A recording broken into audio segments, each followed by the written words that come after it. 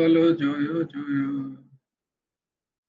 রাধা রমণ হরি গোবিন্দ জয় জয়, হে কৃষ্ণ গোবিন্দ হরে মুরারি, হে নাথ নারায়ণ বাসুদেব,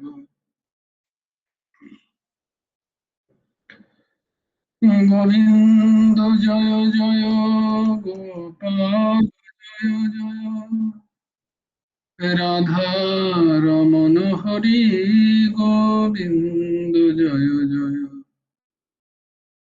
হে কৃষ্ণ গোবিন্দ হরে মুরারি,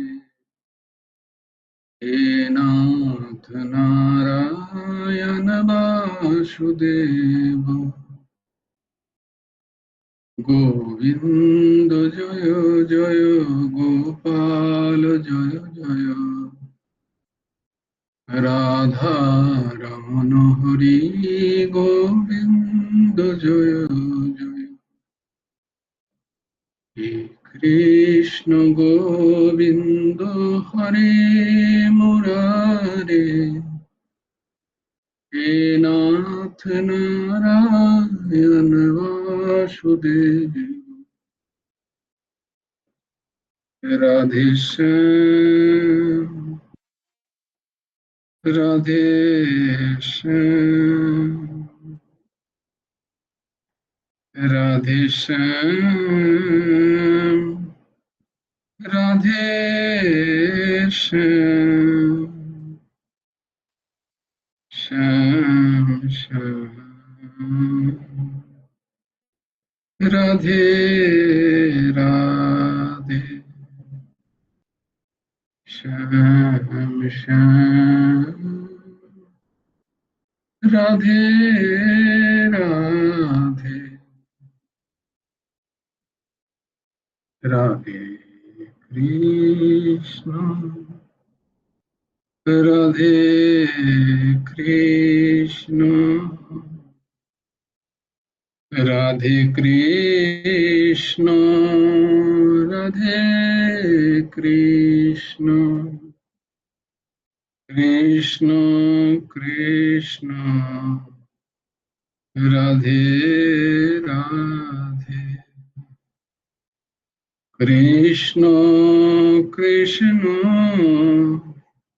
রাধে রাধে, রাধে শ্যাম, রাধে শ্যাম, রাধে শ্যাম, রাধে শ্যাম, শ্যাম শ্যাম, রাধে রাধে, শ্যাম শ্যাম, রাধে রাধে, রাধে কৃষ্ণ রাধে কৃষ্ণ, রাধে কৃষ্ণ রাধে কৃষ্ণ, কৃষ্ণ কৃষ্ণ রাধে রাধে, কৃষ্ণ কৃষ্ণ রাধে রাধে, গুরুর্ব্রহ্মা গুরুর্বিষ্ণু গুরুর্দেবো মহেশ্বর, গুরুর সাক্ষাৎ পরব্রহ্ম তস্मै শ্রী গুরবে নমঃ। কৃষ্ণায় বাসুদেবায় হরয়ে পরমাত্মনে, প্রণতক্লেশনাশায় গোবিন্দায় নমো নমঃ। कृष्णाय वासुदेवाय देवकीनन्दनाय च नन्दगोपकुमाराय गोविन्दाय नमो। वसुदेवं सुतं देवं कंसचाणूरमर्दनं देवकी परमानन्दम् कृष्णं वन्दे जगद्।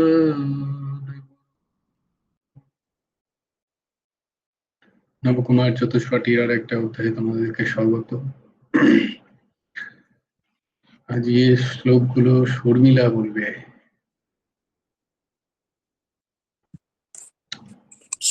জয় গুরু রাধেশ্যাম। জয় গুরু রাধেশ্যাম।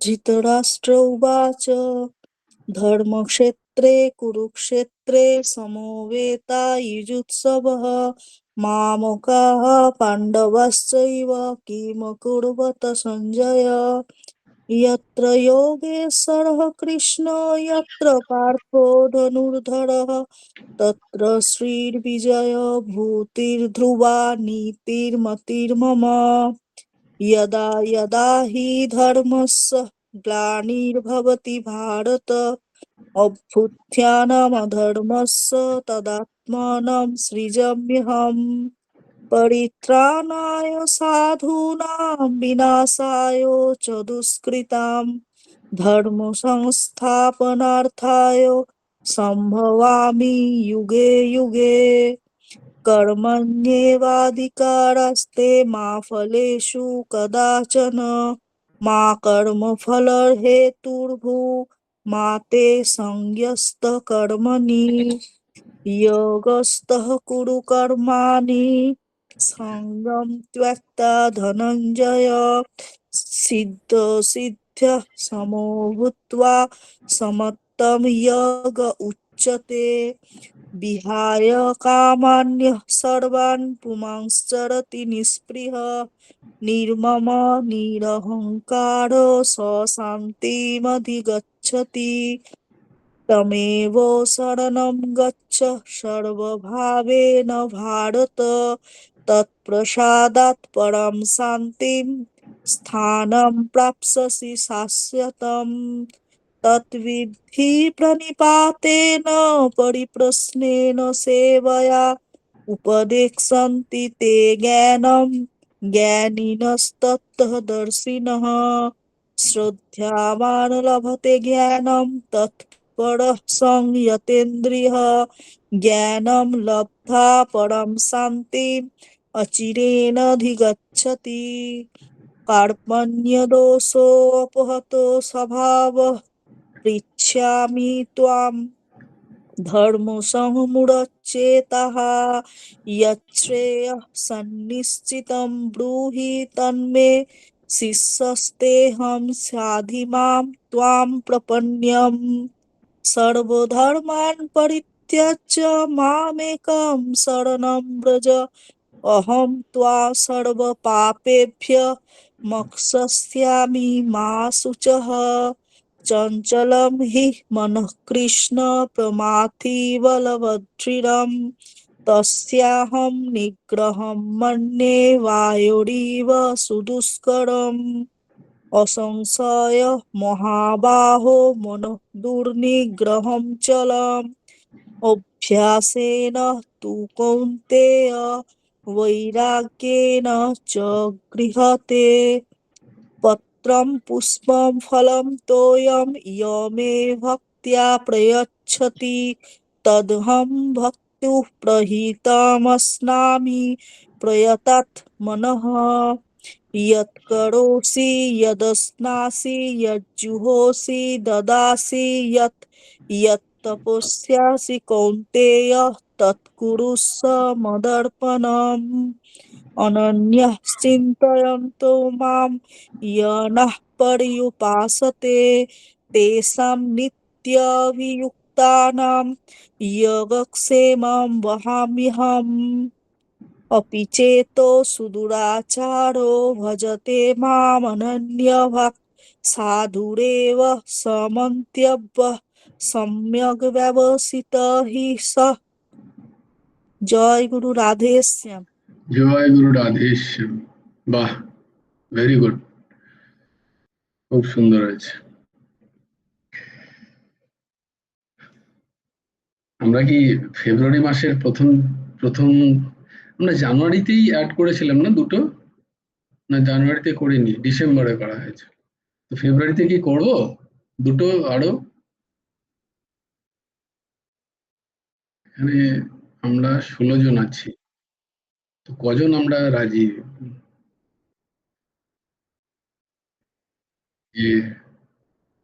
ও বাহ, তাহলে তো ভোটে পাস হয়ে গেল। 10 জন, 16 জনের মধ্যে 10 জন বলছে হ্যাঁ করতে পারো, 11 জন, ভেরি গুড। জয় গুরু রাধে শ্যাম। হ্যাঁ করো, অ্যাড করো। বাহ, তাহলে তো হয়ে গেল। জয় গুরু রাধে শ্যাম, বলছি কি প্রশ্নটা? বলছি যে ফেব্রুয়ারি মাসে কি আরো দুটো শ্লোক অ্যাড করব? হ্যাঁ হ্যাঁ নিশ্চয়ই। ঠিক আছে, তো ঠিক আছে, ফেব্রুয়ারি মাসে আরো দুটো সুন্দর শ্লোক আমরা কণ্ঠস্থ করব। আমরা ছিলাম কালকে গুরুদেব ষোড়শ অধ্যায়কে প্রণাম জানিয়ে সপ্তদশ অধ্যায় শুরু করেছিলেন, 118 নম্বর অনুচ্ছেদ। তো আমরা যেমন প্রত্যেক বাড়ি অধ্যায় শুরুর আগে আমরা একবার সব অধ্যায়গুলো দেখে নিই, কন্যা কুসুম মা সুন্দর লিখে পাঠিয়ে দিয়েছে গ্রুপে, ওতে আমাদের মুখস্থ করাও সুবিধা হবে। তো তাহলে প্রথম অধ্যায়ের কি নাম? অর্জুন বিষাদ যোগ।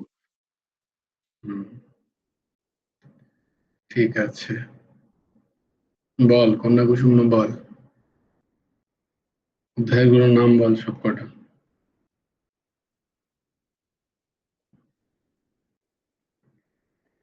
অর্জুন বিষাদ যোগ, তারপরে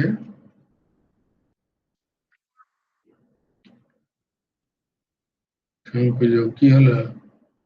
ও লিখে ওর কাছে নেই ডায়েরি এখন আর,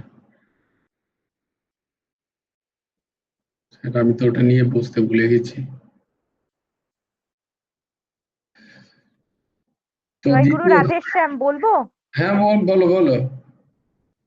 অর্জুন বিষাদ যোগ, সাংখ্য যোগ, কর্মযোগ, জ্ঞান যোগ, কর্মসন্ন্যাস যোগ, ধ্যান যোগ, বিজ্ঞান যোগ, অক্ষর ব্রহ্ম যোগ, রাজগুহ্য যোগ, বিভূতি যোগ, বিশ্বরূপ দর্শন যোগ, ভক্তি যোগ, প্রকৃতি পুরুষ বিবেক যোগ, গুণত্রয় বিভাগ যোগ, পুরুষোত্তম যোগ, দেবাসুর সম্পদ বিভাগ যোগ, শ্রদ্ধাত্রয় বিভাগ যোগ, আর মোক্ষ যোগ। বাহ, ভেরি গুড। তো এখন আমরা শ্রদ্ধাত্রয় বিভাগ যোগ, দৈব অসুর সম্পদ যোগ আমরা পড়ে এখন শ্রদ্ধাত্রয় বিভাগ যোগে আমরা প্রবেশ করছি। গুরুমুখী গীতাপদেশ গ্রন্থ, গুরু ভগবান পরমহংস ঠাকুর শ্রী শ্রী হেমন্ত দেবজি রচিত।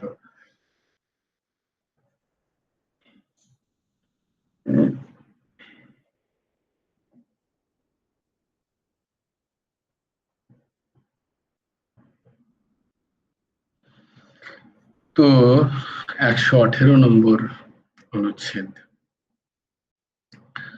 সাত্বিকাদি ভেদে শ্রদ্ধা, আহার, যজ্ঞ, তপস্যা ও দানের ত্রৈবিধ্যতা। আস্তিক্য বুদ্ধির্হি শ্রদ্ধা। আস্তিক্য বুদ্ধিকেই শ্রদ্ধা বলা হয়।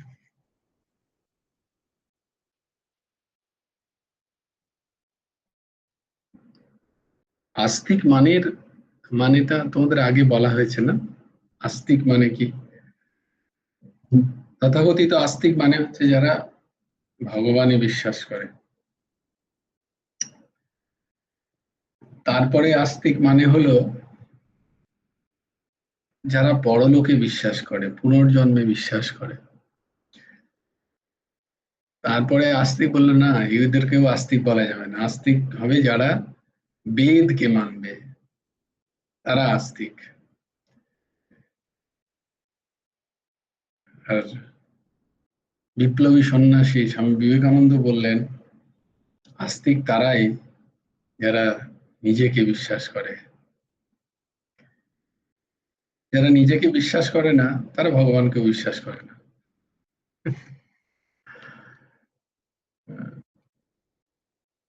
যাদের নিজের প্রতি বিশ্বাস আছে তারাই আস্তিক। এরকম ভাবে যুগে যুগে আস্তিকতার একটা মান্যতা। তো তথাকথিত ভাবে আমরা যে গুরু ভগবান যে জায়গাটায় বলছেন, যেটা আমরা দেখেছি দৈব অসুর যুগেও, যে শাস্ত্র প্রতি শ্রদ্ধা, শাস্ত্রের যে কথন তার প্রতি শ্রদ্ধা, মনমুখী মনমুখী কোনো মতবাদ, মনমুখী কোনো বিষয়, কোনো লোকাচার, কোনো স্থানাচার, এগুলো ঠিক এগুলোর উপর বিশ্বাসকে ঠিক আস্তিকতা বলা যাবে না। লোকাচার আছে, লোকাচার, সেখানে একটা আচার তৈরি হয়ে গেছে, সবাই সেটাই করছে, তো এটাকে ঠিক আস্তিকতা বলা যায় না। তার কি কোনো শাস্ত্র উল্লিখিত প্রমাণ আছে? যদি থাকে তবে সেটা মান্যতা মান্যতা পাওয়া উচিত, তার প্রতিষ্ঠা হওয়া উচিত। বাকি লোকাচার আদি আদি এগুলোর কোনো যথার্থ শাস্ত্রোচিত ব্যাখ্যা নেই। তাই এখানে গুরু ভগবান বলছেন যে যারা শাস্ত্রোক্ত বিধিকে ত্যাগ করে যথেচ্ছাচারী হয় তাদের জ্ঞানে অধিকার নেই। তারা যথেচ্ছাচার, যত যা ইচ্ছা, যেমন ইচ্ছা হচ্ছে, যেমন মানুষের ভালো লাগছে সেরকম একটা নিয়ম শুরু করে দিলাম, সেরকম একটা উপাসনা পদ্ধতি শুরু করে দিলাম। সেখানে প্রচুর মানুষ আসছে, প্রচুর পয়সা কড়ি আসছে, নাম যশ হচ্ছে, তাই একটা অন্যরকম, যার কোনো শাস্ত্র উল্লিখিত, যার কোনো প্রমাণ নেই ওই রকম আচার আচরণের। বলে সেই সেই দিকে কি হবে না, তার জ্ঞান মানে তত্ত্বজ্ঞান, জ্ঞান মানে আত্মতত্ত্ব জ্ঞান, ভগবত তত্ত্বের জ্ঞান, সৃষ্টি তত্ত্বের জ্ঞান, এই জ্ঞান। তাদের জ্ঞানের তাদের অধিকারিত্বই জন্মায় না, যে তারা সেই জ্ঞানকে সংগ্রহ করতে পারে, সেই জ্ঞানকে তারা বুঝতে পারবে, সেই জ্ঞানকে তারা ধারণ করতে পারবে, তাই তাদের সেই অধিকারিত্বই জন্মায় না।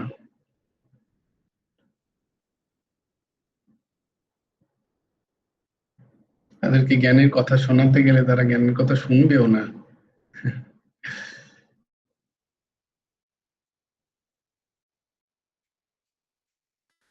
আজকে এই এই খানিকক্ষণ আগে ক্লাস শুরুর আগে একটা মনের মধ্যে একটা ভাব আসছিল যে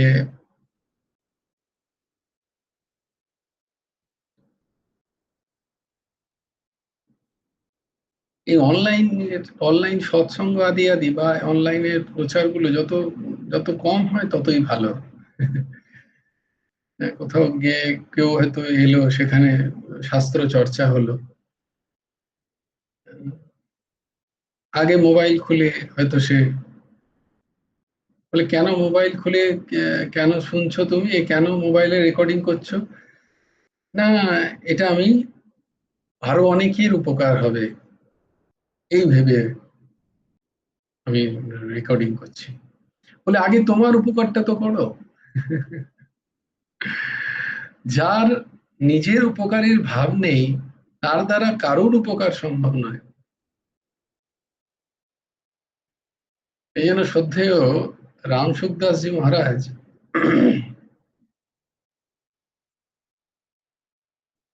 তিনি তার তার কথা কখনো রেকর্ডিং করতে দিতেন না। তিনি সারা জীবন প্রবচন করেছেন বিভিন্ন জায়গায়, কিন্তু কোথাও কোনো ভিডিও রেকর্ডিং তো নেই, আর অডিও রেকর্ডিংও খুব খুব কম। শেষের দিকে অনেকে, মানে যখন তার স্বাস্থ্য একেবারেই ঠিক নেই, গলাও ভেঙে গেছে কোনো রকমে বলতে পারেন, তখন অনেকের অনুনয় বিনয় করেছে, অনেক মহাপুরুষরা অনুনয় বিনয় করে যে আপনার এই মহামূল্যবান যে অমৃতময় শব্দগুলো তো আমরা তাহলে পাবোই না, এগুলো হারিয়ে যাবে। তো তখন তিনি আজ্ঞা দিয়েছিলেন। তার আগে তিনি বলতেন না, এইভাবে সৎসঙ্গ হয় না, ওই রেকর্ডিং এ শুনে হয় না। যদি সৎসঙ্গই করতে হয় তাহলে সাক্ষাতে এসেই করতে হবে, ওই মোবাইল টোবাইল দিয়ে হবে না। তো যেমন হচ্ছে না, মানে আমি জানি না তোমাদের হচ্ছে, আমার হচ্ছে না কি, এইভাবে হয় না। এরকম একটা ভাব খানিকক্ষণ আগে এলো যে যদি কখনো এরকম হয় তো মোবাইল আদি এই সমস্তকে প্রণাম জানানোই ভালো। এসব হয় না। সামান্য কিছু পেতে গেলেও আমাদের কত ত্যাগ করতে হয়, তাই না? সামান্য একটা কিছু যদি আমরা পেতে চাই, আমাদের কত ত্যাগ করতে হয়।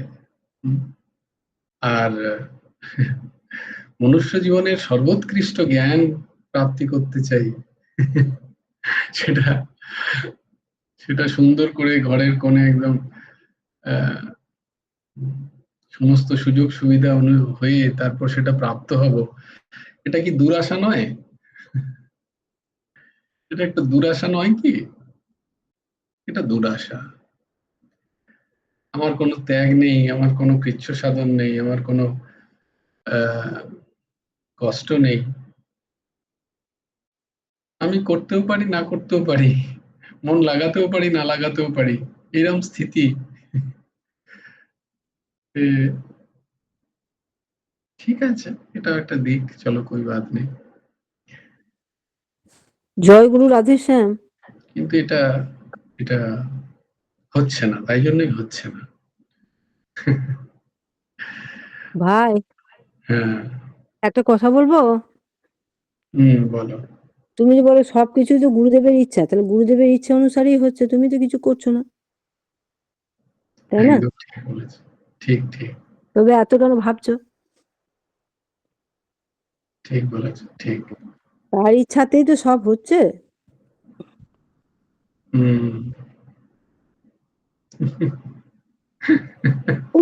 জয় গুরু রাধেশ্যাম।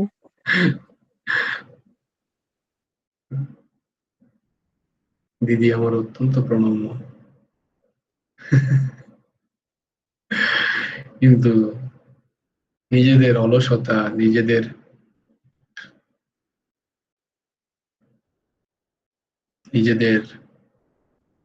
অমনোযোগিকতা, নিজেদের অপ্রয়োজনীয়তা বোধ, নিজেদের ভোগবিলাসের প্রতি আকর্ষণ, এগুলোকে ভগবত ইচ্ছা বা গুরু ইচ্ছা বলে যদি আমরা নিজেদের প্রমাদকে প্রশ্রয় দিই, তাহলে সারা জীবন এই অবস্থায় থাকবে আমাদের।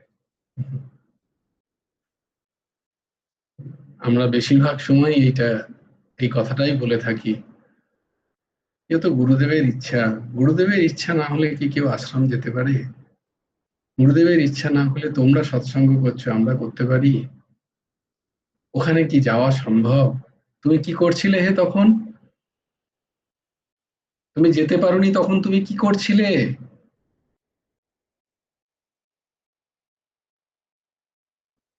তখন কি তুমি কোনো সাধন করছিলে, জপ করছিলে, বসেছিলে কোথাও চুপচাপ একা? তা তো করনি, তাহলে কি করছিলে?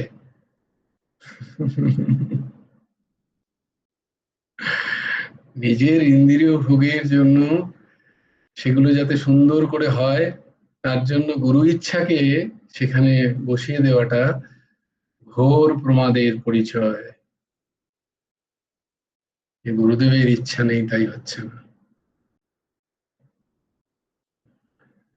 আমার বলার উদ্দেশ্য যেটা, সেটা হচ্ছে এটা সম্পূর্ণ এই দাসের জন্য। যদি তোমাদের এই না থাকতো, তোমরা যদি জয়েন না করতে, দাসেরও হতো না। এরকম প্রত্যেক দিন ওই যে যেটা চারটে বলেছি, যে সাধ্যায়টা তোমাদের জন্য আমার হচ্ছে, খানিকটা তো পড়া হচ্ছে একটা কথা। তো এটা যদি না হতো সেটাই বা হতো থেকে। তবে একটা ভাও এলো, তাই জন্য তোমাদের বললাম। মনে হয় এই দাসের স্থিতি খুবই তো খারাপ। তো পম্পা মা বলবে, তারপরে শর্মিলা বলবে কিছু। হ্যাঁ পম্পা মা বলো। হ্যাঁ, জয় গুরু আদেশ দাদা, বলছি যে কিছু ভুল হয়েছে নিশ্চয়ই, তা না হলে তুমি এরকম বলতে না। তা ভুলটা বললেই যখন তখন তাহলে এই রে না, আমি তো সব সত্যি কথা বলে দিলাম। না না, কোথাও নিশ্চয়ই তোমার কিছু খারাপ লেগেছে, কোথাও কোনো একটা নিশ্চয়ই কিছু হয়েছে। সরল কথা না, না যদি খারাপ হতো আমি সোজাসুজি বলতাম। আমি বেকা জায়গায় দৈব ওষুধ, দৈব এই সবে পড়ে এসছি। আর্য হতে হবে, সরল একদম সোজা, বক্র হলে চলবে না। বক্রতা তো নেই, আমি সত্যিই বলছি। জাস্ট এই খানিকক্ষণ আগে হঠাৎ ভাবটা এলো যে যদি যে যে আশ্রমে এই দাস থাকবে, জানি না কোথায় থাকবে এখন, গুরুদেব কোথায় রাখবেন, তো সেখানে যদি সৎসঙ্গ হয় প্রতিনিয়ত, যদি সত্য ন্যাচারালি সৎসঙ্গ ছাড়া তো এই দাসের হয়তো বাঁচাই ক্ষমতা নেই। তো যদি কোথাও সৎসঙ্গ হয়, তো কেউ যদি সেখানে আসে, সৎসঙ্গীরা, তাদেরকে মোবাইল ভেতরে ঢোকাতে বলো, এরকম ভাবটা এই কাছে খানিকক্ষণ আগে এলো আর কি। সেটা আমি তোদের কাছে সাথে শেয়ার করছি, আর কিছু নয়। কেউ হয়তো বলে মোবাইল লাগিয়ে দিই, প্রবচন দেবো না, মোবাইলটা ভেতরেই রাখো। ওই করে হবে না। নিজে একটু যতটুকু পারো নিজে ধারণ করে সেটাকে সেটাকে কাজে লাগাও। এইটা হচ্ছে সৎসঙ্গ। ওই রেকর্ডিং কেউ শোনেও না, আর শুনে কিছু হয়ও না, হয় না। সৎসঙ্গে তো থাকতে হবে, আসতে হবে। হ্যাঁ শর্মিলা বলো। হ্যাঁ, জয়গুরু রাধেশ্যাম। হুম। হ্যাঁ, ওই সৎসঙ্গে না এলে হবে না, এটাতে আমিও একমত নিয়ে। আমি ওই দিদির কথা অনুযায়ী বলছি যে এই গুরুদেব বললেন না যে গুরুদেবের ইচ্ছা অনুযায়ী, তো এই ভাবটাও হয়তো আমাদের অলসতা প্রমাদ এইসব দেখে এই ভাবটা হয়তো তোমার মধ্যে এসেছে, তাই বললাম গুরুদেবই দিয়েছেন এই ভাবটাই। জানি না, জানি না কেন। আমি বললাম না, কেন আমার তো এমনি, আমি খুব আকাশ কুসুম কল্পনা করি। আমার মতো আকাশ কুসুম চিন্তা ভাবনা বোধহয় খুব কম লোকই করে। অতি প্রমাদী আমি। জেগে জেগে জেগে ঘুমোচ্ছি, মানে সরি, জেগে জেগে স্বপ্ন দেখছি যে এই দাস প্রবচন দেবে, কেউ হয়তো প্রবচন শুনতে এলো, সে মোবাইল লাগিয়ে শুনবে। কেন শুনছিস রে ভাই? না সোশ্যাল মিডিয়াতে দেবো, খুব ভালো ভালো কথা বলো তুমি। তখন তাকে প্রণাম করে বলো, বাবা মোবাইলটা ভেতরে রাখো, তোমার তোমার কল্যাণ তুমি আগে করো, অপরের কল্যাণের দায়িত্ব নিজে নিও না। তো এই ভাবটা হঠাৎ এলো বলে তোমাদের সাথে শেয়ার করছি, এটা অন্য কোনো বিষয় না।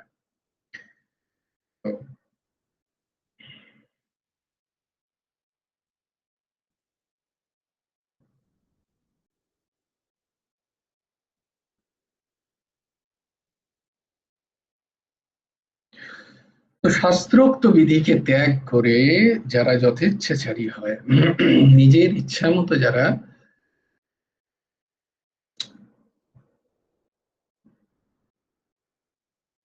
নিজের ইচ্ছা অনুযায়ী যারা দিনচর্যাকে গ্রহণ করে, তাদের ক্ষেত্রে জ্ঞানের স্ফুরণ হওয়া কঠিন। সেটা আমরা দেখতেও পাই, তাই না? সেটাই আমার বলার উদ্দেশ্য, যে আমাদের যে গুণ, সাত্ত্বিক গুণের বিকাশ হচ্ছে না কেন, আমাদের সাত্ত্বিক গুণের বিকাশ হচ্ছে না কেন, এটার যখন আলোচনা করা যায় তখন এটা প্রকাশ হয় যে কোথাও না কোথাও আমরা শাস্ত্রবিধি, গুরু ভগবান প্রদত্ত যে সমস্ত বিধি আদি, সেগুলোকে উপেক্ষা করে আমরা নিজেদের মনোমতো আচরণ করি। যথেচ্ছাচার, যথা ইচ্ছা আচার, এটাকে বলে যথেচ্ছাচার। যেমন যেমন ইচ্ছা হচ্ছে আমি তেমন তেমন করি, আমার ইচ্ছা এরকম। তো সেই রকম। কিন্তু যারা শাস্ত্রবিধিকে ত্যাগ করে ক্লেশ বুদ্ধিতে, এই দেখো, এটা আমি পড়িনি, কিন্তু তোমরা ভেবে না যে পড়ে এইসব কথা বলছি তারপরে বলছি, পরে আমি এখনই পড়ছি, কিন্তু হয়তো কোনো অনেক আগে কখনো পড়েছি, আমার কিন্তু এখনই আমি শ্রদ্ধায় মানে এই পড়ছি। দেখো গুরুদেব ওইটাই লিখছেন যেটা এইমাত্র এতক্ষণ চর্চা হলো, যে যারা শাস্ত্রবিধিকে ত্যাগ করে, কেন ত্যাগ করে না ক্লেশ বুদ্ধিতে, আলস্য বশত, ধর্ম শাস্ত্র জ্ঞানে যত্ন না করে। কষ্ট হবে, কি দরকার, ভাল লাগছে না, প্রমাদ, কেবল আচার পরম্পরা বশত শ্রদ্ধা সহকারে কোনো কোনো দেবতা আরাধনায় তৎপর হয়, অর্থাৎ যাহারা আলাস্যাদির বশবর্তী হয়ে শাস্ত্রীয় বিধান উল্লঙ্ঘন করত, বৃদ্ধ ব্যবহার অনুসারে দেবতাগণের অর্চনা প্রভৃতি করে থাকে, তাহাদের সেই যজন ক্রিয়ার কিরূপ ব্যবস্থা হবে, তাদের সেই যজন ক্রিয়া কি সাত্ত্বিক, রাজসী অথবা তামসী। আমরা দেখি কখনো কখনো একটা পরম্পরা চলছে হয়তো কোথাও। এই দুদিন আগে একটা জায়গায় দেখছিলাম, কি একটা পুজোর নাম, সেখানে প্রায় প্রচুর মানুষ আসেন, 10,000-এর মতো ভক্ত সমাগম হয়, বিশাল বড় লাইন। তো সেখানে মূল প্রসাদ কি জানো? মূল প্রসাদ হচ্ছে মদের বোতল, ছোট ছোট মদের বোতল, সেটা হচ্ছে মূল প্রসাদ। বাতাও এই কোন সে শাস্ত্র কোথা থেকে এলো, কোথায় কিভাবে, কিন্তু আচার। আর সেখানে এত ভক্তের ভিড়, তারা উপোস করে বসে আছে কখন তার ডালির পুজো হবে, কিন্তু ডালিতে মূল প্রসাদ হচ্ছে সেখানে চড়াতে হবে সব প্লাস্টিকের বোতলের মদ। বা প্লাস্টিকের বোতলে যিনি বিক্রি করছেন তার তো ভালো ব্যবসা হয়ে গেল ওটা। এগুলো তো শাস্ত্রচিত নয়, পরম্পরা একটা আচার কখনো তৈরি হয়েছে, ব্যাস সেই নিয়ে চলছে। ওই যে কোথায় একটা জায়গা দেখছিলাম, গাজনে গাল ফুড়িয়ে দেয়, পিঠ ফুড়িয়ে ঘোরাচ্ছে, কোথায় কোন শাস্ত্রবিধিতে এইসব, কোন পুরাণে কোন বেদে কোন জায়গায় লেখা আছে তো কোনোদিন দেখিনি, আচার চলছে। এগুলো এগুলো দেশাচার, এগুলো লোকাচার, এগুলোর কোনো ভিত্তি নেই। এর ফলে কি হয়, এখান থেকেই তৈরি হয় অন্ধবিশ্বাস।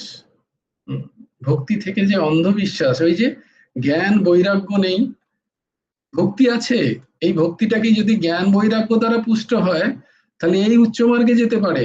একটা ভক্তির জন্য দেখো সে কতটা স্যাক্রিফাইস করছে, কত কৃচ্ছ সাধন করে, কত কষ্ট সহ্য করছে নিজের দেহের, কিন্তু সেটা ঠিক জায়গায় প্রবাহিত নয়, সেটা ঠিক জ্ঞান দ্বারা পুষ্ট নয়, ঠিক বৈরাগ্য দ্বারা পুষ্ট নয়, সেখানে কিছু না কিছু শারীরিক কামনা থেকে যায়, এইটা হলে আমার এইটা হবে, এই কামনাপূর্ণ যে ভক্তি সেটা বিপথে চালিত করে।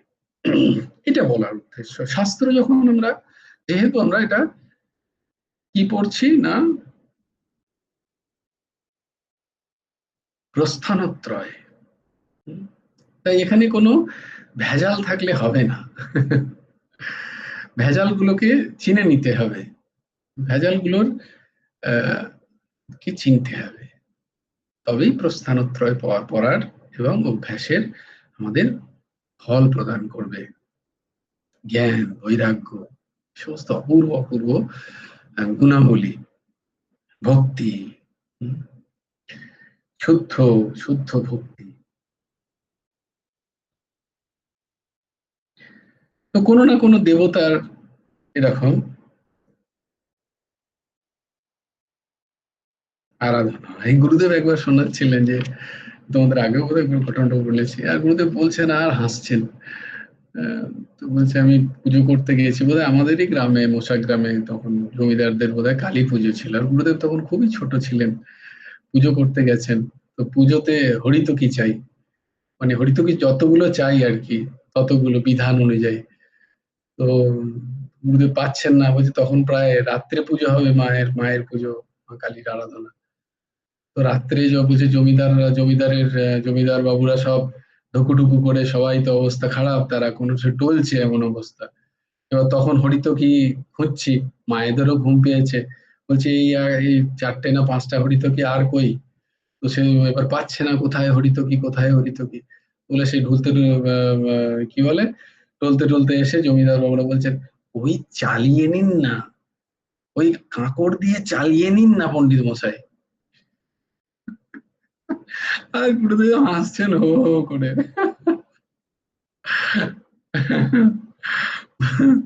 বলছি তারকেশ্বরে গেছি না, কোনো তারকেশ্বরে বা কোথাও একটা, যে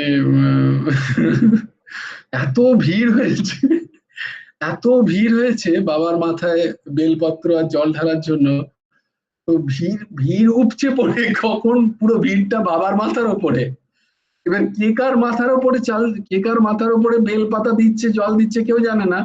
তারপরে দেখলো গোটা ভিড় হচ্ছে বাবা, মানে যে শিবলিঙ্গ, তার উপরে চড়ে গেছে সব ভিড়। মানে চিন্তা করো। গুরুদেব হাসছেন, বলে ওরে শিবলিঙ্গের ওপরে সব চড়ে পড়েছে। এও ভক্তি? এটা কি ভক্তি নাকি? এটা তো হুল্লোড় একটা, এটা তো হুল্লোড়। এর থেকে কি প্রাপ্তি হবে? তো এইটা বোঝার জন্য, কারণ জ্ঞান মানে কি? নিত্য অনিত্যর বিবেক, নিত্য অনিত্যের বিবেক। তাকে তো আমি যে চর্চা করছি, আমি যে সৎসঙ্গ করছি, আমি যে পথে হাঁটছি, সেখানে আমার নিত্য অনিত্যের বিবেক আমার জাগৃত হচ্ছে কি? তাহলে এই সৎসঙ্গ বৃথা বৃথা। আহ, আহ, কারণ এই দাসেরও জাগৃত হয়নি, তাই স্বাভাবিকভাবে আমাদেরও জাগৃত হচ্ছে না। এই সৎসঙ্গে গিয়ে লাভই কি, বা যদি আমার এই বিবেক জাগৃত না হয়। Arpita Mukherjee and one more, হাত তুলেছিস? হ্যাঁ হ্যাঁ, বল। আজকে একটু লেফট হব। হ্যাঁ হ্যাঁ, একটু কেন, পুরোটাই লেফট হয়ে যাও। জয় গুরু রাধেশ। হ্যাঁ, জয় গুরু রাধেশ্যাম। আরেকজন কি হতে চায়? আরেকজন কে? জয় রাধেশ্যাম। ও, জয় গুরু রাধেশ্যাম, বলো, তুমি লেফট হতে চাও? না না তুই না right তাহলে? না না, বলছি যে একটা প্রশ্ন ছিল আর কি, হ্যাঁ, বলো। যে অনেক সময় মানে বিভিন্ন প্রবচনে শুনেছি যে অনেক লীলা থাকে যেগুলো হয়তো বেদে বা ভাগবতে কোথাও থাকে না, মহাপুরুষরা হুম, মানে ওইগুলো ওনাদের ভাবনাতে ইয়ে হয়েছে তো। হুম। এরকম তো অনেক সময় অনেক লীলায় ভগবানের যেগুলো পুরাণে ব্যাখ্যা থাকে না, তাহলে সেগুলোকে ইয়ে বলতে পারবো না তো, মানে না না না। মানে ওই জায়গাটা একটু ক্লিয়ার করে দিলে ভালো হুম হয় আর কি। হুম, অবশ্যই। প্রমাণ প্রমাণ প্রমাণ হিসাবে উম, আহ, 3 রকম প্রমাণ হয়। যে কোনো বিষয়ের 3টে প্রমাণ হয়।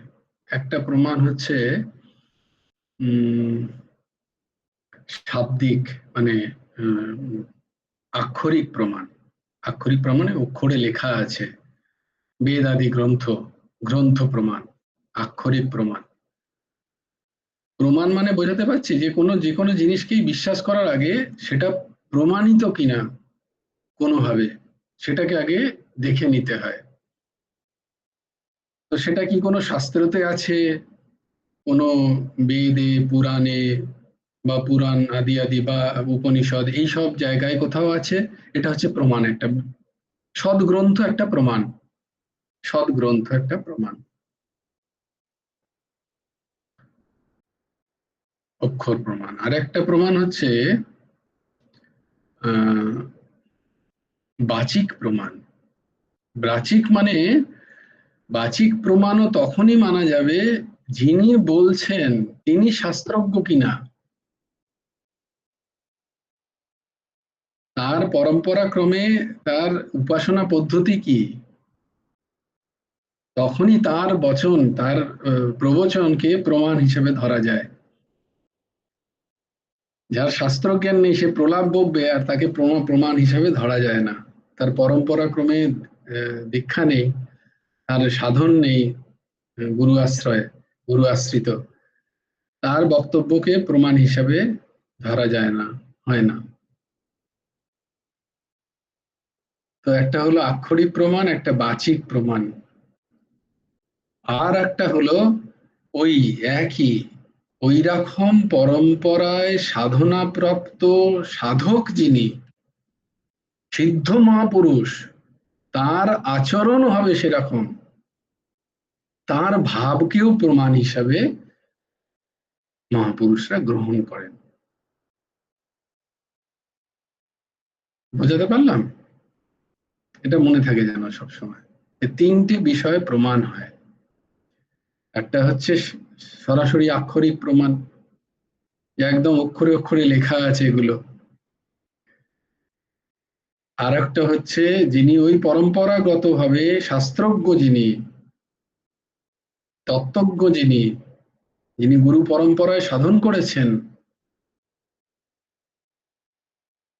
তিনি কোনো তার প্রবচন প্রমাণ হতে পারে, তার বাক্য প্রমাণ। আর হচ্ছে ওই রকম ভাবেই কোন সিদ্ধ মহাপুরুষ। তাই জন্য সবাইকার যে লীলা তো অনেকেই দর্শন করতে পারেন বা সেই লীলাগুলোকে সবসময় সব জায়গায় গ্রাহ্য হয় না। সেই সমস্ত মহাপুরুষদেরই লীলা গ্রাহ্য হয় যা শাস্ত্র প্রমাণিত, মানে শাস্ত্র দ্বারা তিনি প্রমাণ করতে পারেন।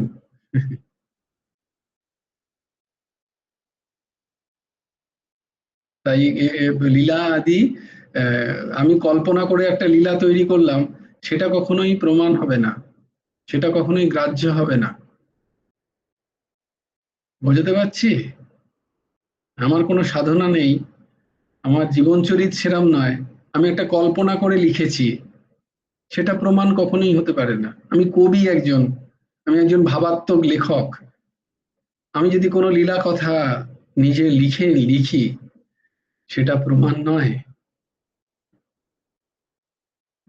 কিন্তু সিদ্ধ মহাপুরুষ তারা লীলা দর্শন করেন, তাদের ক্ষেত্রে এটা প্রমাণ। বোঝাতে পারছি? যেমন ধরো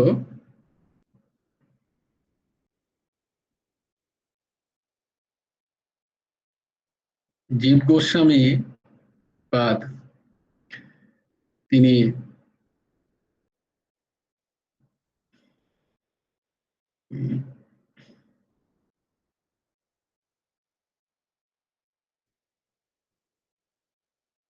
রাধাকুণ্ডের পাশে বসে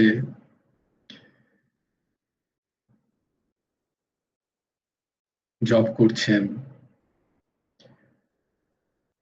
খোলা চক্ষু, চোখ খোলা,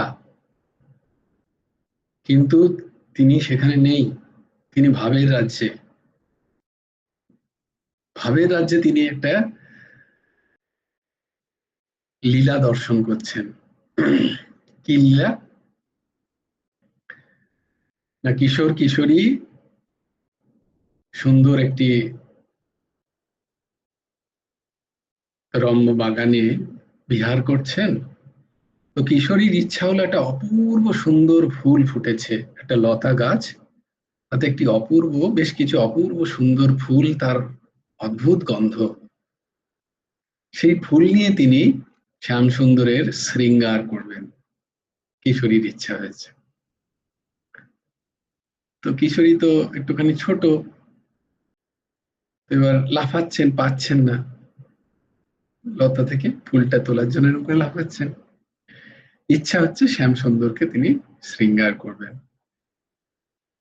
তো কিশোর, নিত্য কিশোর, তিনি বসে বললেন, কিশোরী তুমি এরকম লাফাচ্ছ কেন, তোমার কি চাই?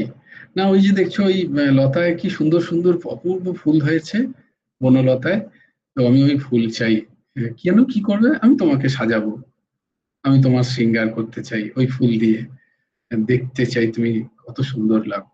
বলছে ঠিক আছে, আমি একটা কাজ করছি, তোমাকে আমি কোলে নিয়ে এরকম করে তুলে দিচ্ছি, তুমি তাহলে ফুলগুলো পারো, দিয়ে তুমি আমায় শৃঙ্গার করিয়ে দিও। বলে তুমি আমাকে তুলতে পারবো? বলে হ্যাঁ, কেন পারবো না, কোনো অসুবিধা নেই।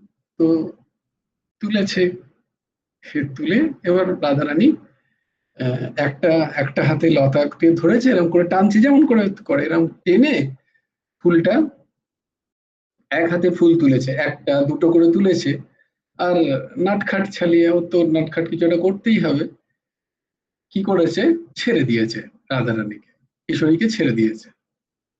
এই কিশোরী এই এই এই বলে সেই দু হাতেই, একটা হাতে লতাটা ধরা ছিল তো, আর এক হাতে ফুল ছিল, দু হাতেরই লতাটা ধরে নিয়েছে। এবার লতা ধরে কিশোরী ঝুলছে, আর এদিকে ছালিয়া নাটখাট খুব হাততালি দিচ্ছে, কি আনন্দ কি আনন্দ বলে। আর কিশোরী কি করছেন, কপট কপট ক্রোধ, কপট ক্রোধ প্রকাশ করে বাঁকা চোখে কটাক্ষে দেখছেন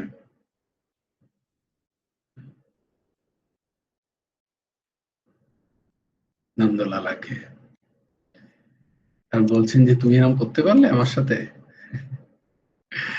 আর নন্দলালা খুব হাসছেন।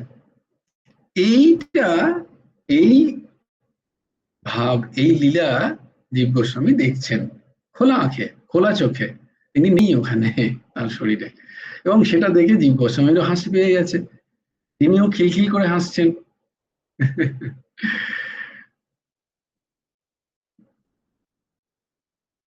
আচ্ছা, এইটা দেখে একটা কথা মনে পড়ে গেল, গুরু ভগবানকে দেখেছি আমাদের মাঝে মাঝে ওরকম খিলখিল করে হাসতেন, কোনো কারণ নেই, কিন্তু আবার অদ্ভুত হাসছেন। এর এর সাক্ষী শর্মিলা আছে, ও একবার গেছিল এরকম ঠাকুরের কাছে, ও যে কি হাসছেন জানি না কেন, কোনো কারণ নেই, কেউ কিছু বলছেও না, কিছু নয়, তিনি হেসেই চলেছেন, হেসেই চলেছেন। তার মানে তিনি কোনো খোলা চোখে তিনি কোনো লীলা দর্শন করছেন ওখানে গোপালের হয়তো। আর তার ওই নটখটপনা দেখে তিনি নিরন্তর এরকম হাসছেন। সবাইকে আপ্যায়নও করছেন, সবাইকে বলছেন এসো বসো, কিন্তু কোনো কারণ ছাড়াই তিনি হাসছেন। এটা অনেকে অনেকে দেখেছে, তো তিনি এরকম দর্শন পেতেন। জীব গোস্বামীর এই এই ভাব দেখে কেন এটা এটা কেন জানা গেল যে এই, তোমরা বলবে এটা জানলে কি করে, তো জীব গোস্বামী তখন দেখছিলেন, এটা বললো কে? কারণ ঘটনাটা ঘটলো তারপরে, সেখানে একজন বৈষ্ণব, ব্রজের এক বৈষ্ণব, সে তার পায়ে একটুখানি সমস্যা ছিল, তাই সে খুঁড়িয়ে খুঁড়িয়ে যেত। তো সে তখন ওই জীব গোস্বামীর সামনে দিয়ে তিনি যাচ্ছিলেন, আর জীব গোস্বামী ওরম হাসছে।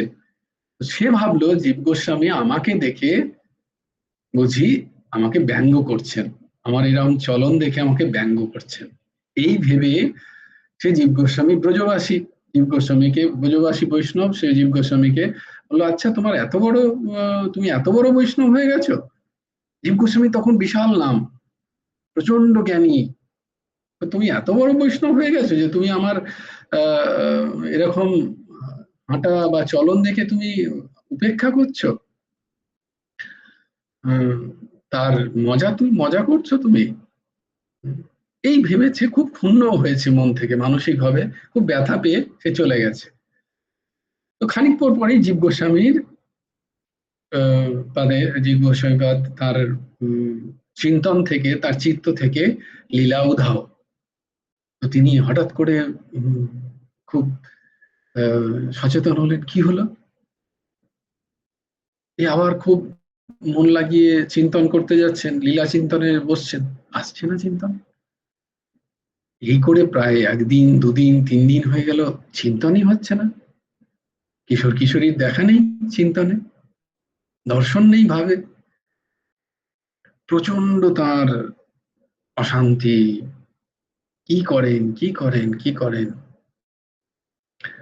তো তার রূপ গোস্বামীর কাছে গেলেন, তার গুরুদেব এবং তার কাকা। রূপ বললেন যে তুই আমার না, এবার দাদার কাছে যা। তো সনাতন গোস্বামীর কাছে গেলেন। দাদা থাকতেন ওই যে মদন মোহন টিলা, মদন মোহনের কথা তো তোমাদের বলেছি। তো মদন মোহন টিলায় তো জ্যাঠামশাই, সনাতন গোস্বামী ছিলেন জ্যাঠামশাই জীব গোস্বামী। তো তিনি ওই রাধাকুণ্ড থেকে হাঁটতে হাঁটতে জ্যাঠামশাইয়ের কাছে গেলেন। বললেন, হ্যাঁ জীব, কি ব্যাপার রে, বল। বলে, আমাকে কৃপা করো, আমাকে বলো আমার কি হয়েছে, আমি তো বুঝতেই পারছি না আমার কি সমস্যা। তো তখন সনাতন গোস্বামী ধ্যানে গিয়ে বুঝলেন, ও হো, তোর তো বৈষ্ণব অপরাধ হয়ে গেছে। বৈষ্ণব অপরাধ? আমি স্বপ্নেও কখনো বৈষ্ণব অপরাধ করতে পারি না। আমি জানি বৈষ্ণব অপরাধ কি ঘোর অপরাধ। আমার লীলা চিন্তন হচ্ছে না, লীলাতে আসছেন না ঠাকুরাই, লালা লালির দেখা নেই। বলি, না, কোনো না কোনো কারণে তুই চিন্তা করে দেখ, কিছু না কিছু হয়েছে যার কারণে তোর বৈষ্ণব নিন্দা হয়ে গেছে, বৈষ্ণব অপরাধ হয়ে গেছে। বলে, তাহলে উপায় কি বলো। এবার কোন বৈষ্ণবের চরণে অপরাধ হয়েছে তা তো আমি জানি না, কোন বৈষ্ণব কি করে বুঝবো। বলে, তাকে গিয়েই করতে হবে, তার কাছে গিয়ে ক্ষমা চাইতে হবে তোমাকে, তার চরণ রেণু নিয়ে মাথায় নিয়ে তোমাকে ক্ষমা চাইতে হবে যে আমার ভুল হয়ে গেছে। বলে, আমি জানবো কি করে কোন বৈষ্ণব চরণে আমার অপরাধ হয়ে গেছে। তো সেটা তো একটা বড় প্রশ্ন, কি করা যায় কি করা যায়। তখন তারা ঠিক করলেন যে একটা ভান্ডারা দেবেন। ভান্ডারায় সমস্ত যত মঠ, তখন তো খুবই কম ছিল, এত ছিল না, যত ছিল সবাইকার সেখানকার বৈষ্ণবদের, ব্রজবাসীদের আমন্ত্রণ জানালেন। আমন্ত্রণ জানিয়ে তখন ওই জীব গোস্বামী সবার কাছে গিয়ে গিয়ে সেখানে তিনি ক্ষমা চাইছেন যে আমাকে ক্ষমা করে দিন, আমার যদি কোনো অপরাধ হয়ে যায় আপনাদের চরণে। করতে করতে ওনাকে পেয়েছিলেন ওই যিনি, যার পায়ে একটু সমস্যা ছিল, যাকে খোড়া বলি আমরা, তিনি তখন বললেন, হ্যাঁ তুমি এরকম একদিন ওখানে ছিলে। তো তার ওই রকম দীনতা দেখে, জীব গোস্বামীর ওই দীনতা দেখে, যে এত বিশাল পণ্ডিত, প্রকাণ্ড বিদ্বান জীব গোস্বামী, আর তার ওই রকম দীনতা, কিছু খাননি হয়তো, গত 5-6 দিন ধরে তিনি কিছু মুখে দেননি, মানে একদম জীর্ণ শরীর, আর ওই রকম দীন ভাব দেখে সবাই বলছে, না না কোনো চিন্তা নেই। তো উনি তখন বললেন যে এরকম আপনার একটা আচরণে খারাপ লেগেছিল, আপনি আমাকে দেখে হেসে ফেলেছিলেন। না, আমি আপনাকে দেখে হেসে ফেলবো? আপনি ব্রজবাসী ব্রাহ্মণ, পরম বৈষ্ণব। না না, কোথাও একটা ভুল হয়েছে, কোথাও একটা ভুল হয়েছে। বলে, না ভুল হয়নি, আমি দেখেছি আপনি ওখানে বসে খোলা চোখে আমাকে দেখছিলেন, আর আমার ওই হাঁটার দেখে আপনি হাসছিলেন। বলে, গুরুদেব, তখন উনি সবার সামনে প্রকাশ করছেন যে উনি কি দেখছিলেন দর্শনে। তো তাই জন্য এটা বিশাল প্রসিদ্ধ একটা ঘটনা। তখন ওই জীব গোস্বামী সবার মাঝে বলছেন যে, প্রভু আমাকে ক্ষমা করবেন, আমার সেই সময় আমি ভাব নেত্রে ছিলাম, যদ্যপি আমার নেত্র খোলা ছিল, কিন্তু আমি সেই সময় ছিলামই না ওখানে। আমি কখনো, আমার আচরণে কখনো কি আপনারা দেখেছেন এরকম? সবাই বললো, না কখনো তো দেখিনি। উনি নিজে জ্ঞানী, এরকম কখনো করতেই পারেন না জ্ঞানত। আর অদৃশ্য যে তার জীব গোস্বামী সবাই চেনেও তো, প্রকাণ্ড বিদ্যান এবং পরম বৈষ্ণব, পরম দীনতা তার মধ্যে। তো তখন উনি বললেন যে এই ঘটনাটা তিনি লীলা দেখছেন, এই লীলা। তো এবার যে কারোর লীলা কি তাহলে প্রমাণ হবে? তা তো নয়। কেউ একজন কবি, কেউ লেখক লিখবেন আর সেটা প্রমাণ হয়ে যাবে, তা তো সম্ভব নয়। এইরকম সিদ্ধ মহাপুরুষরা, তাদেরও দেখো, তাদের মধ্যে শালীনতা থাকে, তাদের শাস্ত্রচিত ভাব দর্শন হয়, এমনি এমনি হয়ে যায় না। কারণ কোথাও না কোথাও ওই মালা, ওই লতা, ওই ফুলের কোথাও বর্ণনা আছে, কোথাও না কোথাও এইরকম ভাবে অনেক অনেক প্রমাণ থাকে, তবে গিয়ে সেটা স্বীকৃতি পায়। বোঝাতে পারলাম?